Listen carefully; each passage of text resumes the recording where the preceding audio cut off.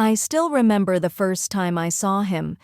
It wasn't like in the movies where everything slows down and the sun hits his face just right. No, it was ordinary.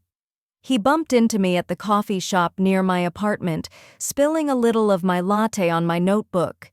He apologized so quickly, with that nervous smile that made me laugh, and somehow just like that my world felt lighter. His name was Ethan.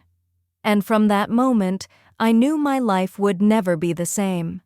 We fell in love in that quiet, ordinary way. It wasn't rushed. It wasn't flashy.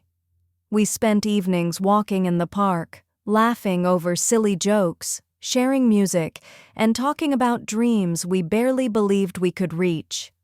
I loved him for his quiet strength, the way he cared for people without expecting anything in return, and that stubborn streak that made him fight for everything he believed in.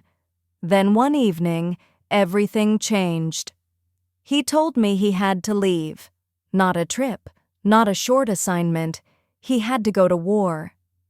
I remember the words feeling like someone had punched me in the stomach. "I'll come back," he said, gripping my hands so tightly I could feel his heartbeat against mine. "I promise, Alina." "I'll come back." I wanted to believe him. I needed to.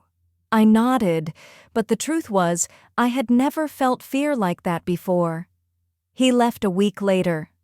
I stood at the station trying to smile, trying to be brave while the tears burned my cheeks. At first, it was bearable. We talked on the phone every night, sometimes sending each other messages in the middle of the day.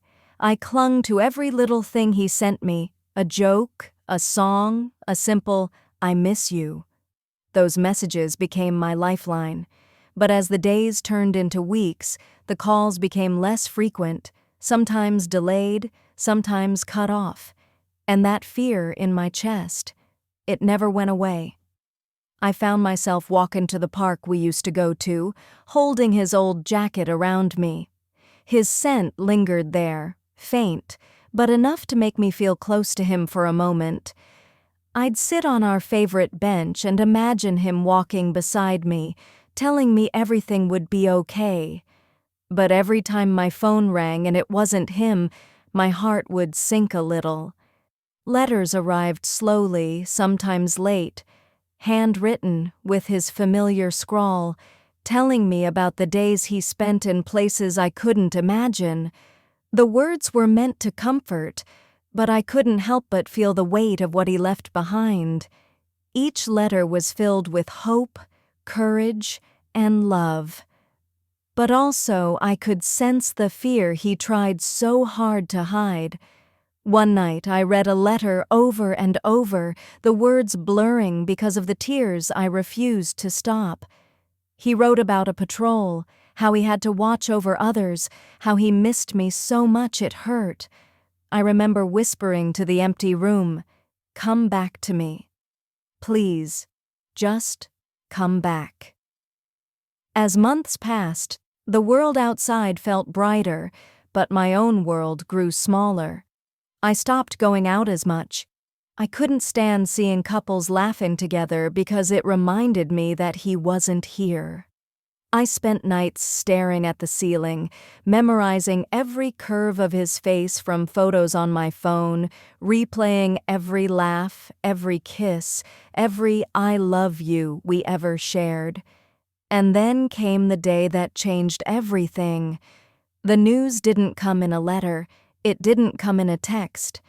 I got a call from someone I didn't know, their voice formal, their words carefully measured. "Ma'am, there's been an incident. Your boyfriend, your fiancé." Their voice faltered for just a moment, and I felt the ground drop beneath me. "We're so sorry." I couldn't hear the rest. I couldn't process it. I just sat there, the phone slipping from my hand, and everything went silent. The world continued around me, but I was frozen in that moment, feeling like I had lost my soul along with him. I remember screaming, Not loud, not like in the movies, just a hollow, broken sound that echoed in my empty apartment. I called his name over and over, as if saying it enough times could bring him back.